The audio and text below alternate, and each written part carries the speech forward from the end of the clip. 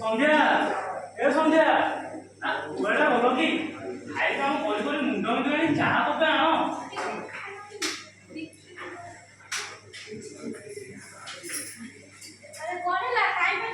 আরে মো চাହା নাই ଏବେ କରିଦଉଛି ନାଇଁ ନାଇଁ ଖାଉ ତମେ କରୁଛ କଣ ଆରେ ମୋର ସିନା ଅଫିସ ସକାଳ 10 ରୁ ସନ୍ଧ୍ୟା 5 ପୁଣି ଭଲ କାମ କରୁଛି ବୋଲି ଅଧିକ କାମ ମୋ ମୁଣ୍ଡ ଉପରେ ଅଧିକ ଖାଇବ ଟେବୁଲ ତମେ ଖାଲି ତମ ଅଫିସ କଥା କହୁଛ ମୋର କଣ ଘରେ କମ କାମ ବିଛଣାରେ ଉଠି ଗାଧୁଆ ପାଧୁଆ ସାରି ଠାକୁର ପୂଜା ତମ ସକାଳେ ଜଳଖିଆ ସ୍ୱାଦ ଚୁପଡ଼ିଆ ରଖିଥିବ ବକ୍ସ ରେଡି ସମସ୍ତ ଲଗାକୁ ସ୍କୁଲ ଯିବା ପାଇଁ ରେଡି ରୋଷେଇ ବାସ ବାସନ ମଜା ଆରେ ଥାଉ ଥାଉ ତମ କଥାର ତାଲିକା ଆଉ ଲମ୍ବା କର ନା ମୁଁ ଜାଣେ ଘର କେମିତି ଚାଲିଛି ସତ କହିବାକୁ ଗଲେ ତମ କାମ ଠାରୁ ମୋ କାମ ଅଧିକା ଆଉ ଅଧିକା ଟେନସନ ମିଛ କଥା ବିଲକୁଲ ମିଛ କଥା ତମ କାମ ମୋ କାମଠୁ ଅଧିକା ଆରେ କାହାର କଣ ଅଧିକା ହେଇଗଲା କି ମା ଆରେ ଦେଖୁନ ଅଫିସରୁ ସାରି ତମ କାମ ସହିତ ଝୁଟି ଲଗେଇଛନ୍ତି କି ତାଙ୍କ ଅଫିସ କାମ ମୋ କାମଠୁ ଅଧିକା ନଟ୍ ଆଟ୍ ଅଲ୍ ଆଦୌ ନୁହେଁ ବାପା ଭୁଲ ବୁଝନ୍ତି ଘରେ ମାର ଅନେକ କାମ ମାର ନାଁ ଅଛି ସଣ୍ଡେ ନା ହୋଲିଡେ ସବୁଦିନ ତାର ୱାର୍କିଂ ଡେ ତେଣୁ ମୁଁ କହୁଛି ମୋ ମାର କାମ ଅଧିକା ମା ଇଜ ଦି ବେଷ୍ଟ नो बापा इज द बेस्ट घरର ଭଲ ଭଲ ସଉଦା ପତ୍ର ଜିନିଷ କିଣିକି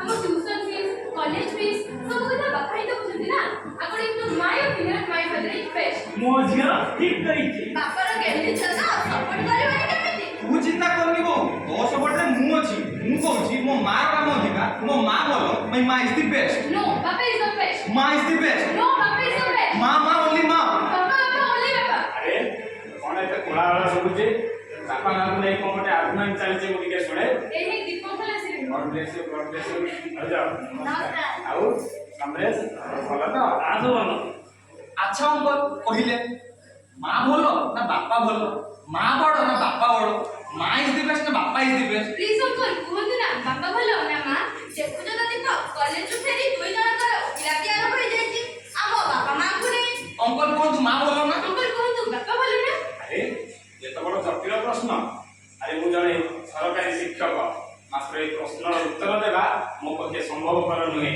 ଆରେ ଭାଉଜଙ୍କ ନାଁ କହିଲେ ସମରେଶ ଲାଗିଯିବ ଆଉ ସମରେଶର ନାଁ କହିଲେ ଭାଉଜ ଲାଗିଯିବ ବାପରେ ବାପ ତାହେଲେ ମୋ ପ୍ରଶ୍ନର ଉତ୍ତର ଆରେ ଅଛି ନା ଇଲେକ୍ସନ ଭେରି ସିମ୍ପଲ ସଲ୍ୟୁସନ ଆରେ ମୁଁ ଜଣେ ସରକାରୀ ଶିକ୍ଷକ ହିସାବରେ ସାଧାରଣ ନିର୍ବାଚନ ହଉ କି ପଞ୍ଚାୟତ ନିର୍ବାଚନ ହଉ ବହୁତ ଜାଗାରେ ପୋଲିଂ ଅଫିସର ଭାବେ କାର୍ଯ୍ୟ କରିଛି ଆଉ ଆଜି ତୁମ ଘରେ ଗୋଟେ ଫ୍ୟାମିଲି ଇଲେକ୍ସନ ହେଇଯାଉ ଦୀପ ଭୋଟ ବୋଲ ମା ଯାହାର ଲୋକପ୍ରିୟତା ଅଧିକ ସେ ବିଜେତା ଭୋଟ ବୋଲ ମା ଭୋଟ ଫର ବାପା ଆଚ୍ଛା ଦୀପ ଆମ ନିର୍ବାଚନ ଚିହ୍ନ କଣ ମୁଁ ଭୁଲି ଯାଇଥିଲି ଓ ଭାଉଜ କି ଅପେକ୍ଷା କର ମୁଁ ଭାବିକି କହୁଛି ଆଚ୍ଛା ସମରେଶ ତୁମର ସାରୁ ଗଛ ଚିହ୍ନ ଆଉ ଭାଉଜ ତମ ଚିହ୍ନ ଆଚ୍ଛା ପିଲାମାନେ ଭାଉଜଙ୍କର ବେଙ୍ଗ ଚିହ୍ନ ଚଳିବ ତ ଦୌଡ଼ିବ ଅଙ୍କଲ ଭୋଟ ଭୋଟ ବେଙ୍ଗ ଚିହ୍ନ ଥାଉ ଥାଉ ସେତିକି ଥାଉ ଭୋଟ ଫର ସାରକୁ ଆଚ୍ଛା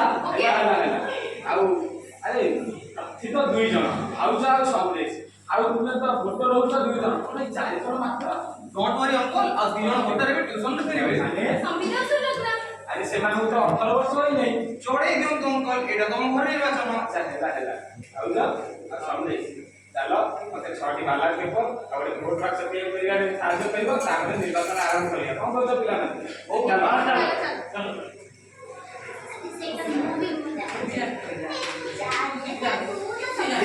ଶୁଣ ଆସେ ଶୁଣ ଆଜି ଆମ ଘରେ ଆମ ଘରେ ଗୋଟେ ଇଲେକ୍ସନ ହବ ବାପା ଭଲ ନା ମା ବାପାଙ୍କର ହେଲା ସାରକୁ ଚିହ୍ନ ମାଙ୍କର ହେଲା ବେଙ୍ଗ ଚିହ୍ନ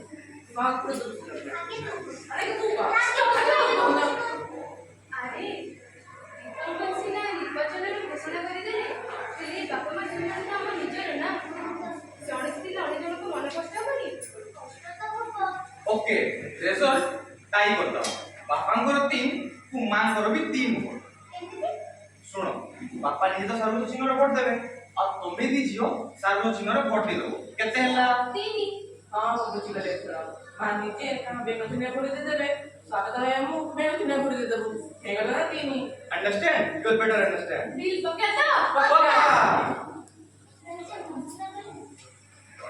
God bless you both.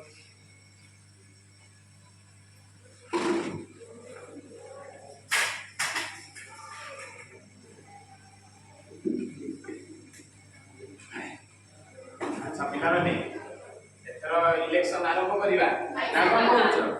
ଆଚ୍ଛା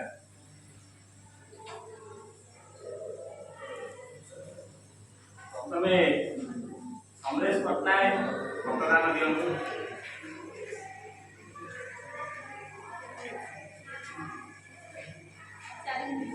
ତାପରେ ସଞ୍ଜୟ ପଟ୍ଟନାୟକ, ସ୍ୱାଗତ ପଟ୍ଟନାୟକ, ସମ୍ବିତ ପଟ୍ଟନାୟକ,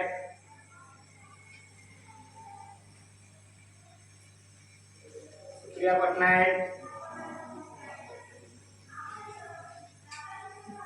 ସୁଲଗ୍ନା ପଟ୍ଟନାୟକ,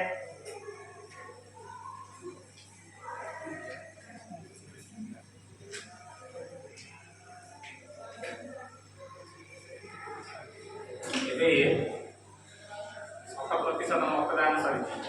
ପିଲାମାନେ ଗଣତି ଆରମ୍ଭ କରିବା।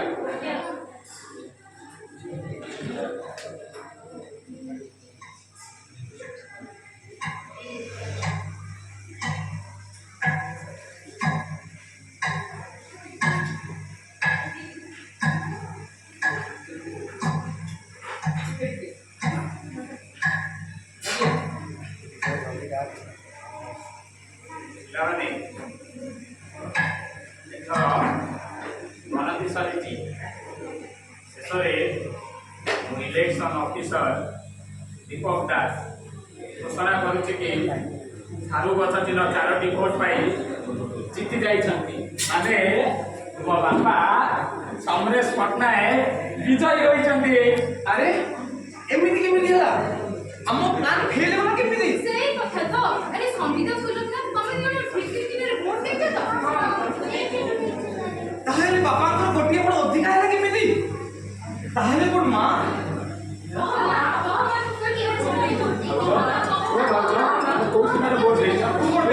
ଦେଇନୁ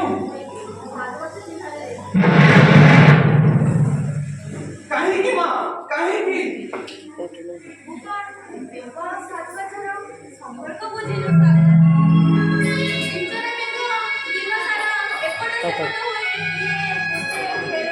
ଆଉ ବେଳ ପଡ଼ିଗଲେ ଫେରି ଆସେ ସାରୁ ଗଛ ମୂଳ। ସେଇ ସାରୁ ଗଛ ହିଁ ତାକୁ ରକ୍ଷା କରେ ଖରାରୁ, ବର୍ଷାରୁ, ଶୀତରୁ। ଏଣୁ ସାମାନ୍ୟ ବେଗ ହୋଇ ସାରୁ ଗଛ ଉପରେ ବସିବାର ଭୁଲ ମୁଁ କେମିତି କରିଥାନ୍ତି? ଆରେ କେମିତି ନିଜ ପିଲାମାନଙ୍କ ଆଗରେ ନିଜ ବାପାକୁ ଛୋଟ କରି ଦେଇଥାନ୍ତି? ମା, ଆରେ ଶୁଣ, ମୁଁ ତମ ମା କହୁଛି। ମା ମମତାର ଭଣ୍ଡାର ହେଲେ ବାପା ଅମୃତର ସାଗର। ମା ଆକାଶ ଠାରୁ ଉଦାର ହେଲେ ବାପା ସାଗର ଠାରୁ ଗଭୀର। ଆଉ ମା ନିଦର କନକ ହେଲେ ବାପା ଜହ୍ନମାଙ୍କ କୋଳ। ଆଉ ଜାଣିଛ, ମା କାଖରେ କାଖେଇ ସେତେ ବାଟ ପର୍ଯ୍ୟନ୍ତ ଦେଖାଏ ଯେତେ ବାଟ ପର୍ଯ୍ୟନ୍ତ ସେ ନିଜେ ଦେଖିପାରେ। ହେଲେ ବାପା କାନ୍ଧରେ କାନ୍ଧେଇ ସେତେ ବାଟ ପର୍ଯ୍ୟନ୍ତ ଦେଖାନ୍ତି ଯେତେ ବାଟ ପର୍ଯ୍ୟନ୍ତ ସେ ନିଜେ ଦେଖି ନ ପାରନ୍ତି।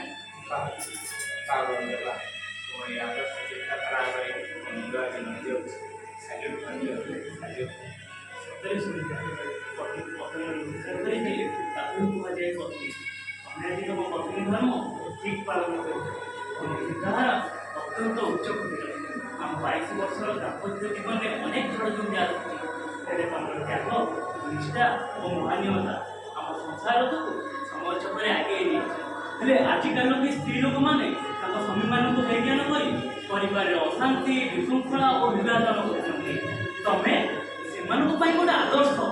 ଆରେ ଓଡ଼ିଆରେ ତ ଗୋଟେ କଥା ଅଛି, ଅଖ ବୁଲୁଥିଲେ ଚକ ବୁଲୁଥାଏ, ବୁଲି ପଡ଼ିଥାଏ ବହି, ସଂସାର ଭିତରେ ଘର କରିଥିଲେ ପଥର ପଡ଼ିଲେ ସହି।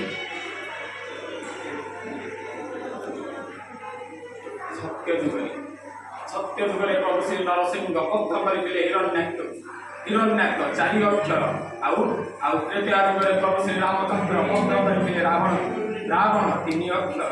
ଆଉ ଦ୍ୱାପର ଯୁଗରେ ପ୍ରଭୁ ଶ୍ରୀ ଶ୍ରୀକୃଷ୍ଣ ବଦ୍ଧ କରିଥିଲେ କଂସ 2 ଅକ୍ଷର। ଆଉ ଏ କଳିଯୁଗରେ ଏକମାତ୍ର ରାକ୍ଷସ ହେଉଛି ମୁଁ 1 ଅକ୍ଷର। ଆରେ ହଁ, ଆମ ସମସ୍ତଙ୍କୁ ମୂଳ ରାକ୍ଷସକୁ ବଦ୍ଧ କରିବା ଉଚିତ। ଆରେ ମୁଁ ଟିକେ ଅଛି।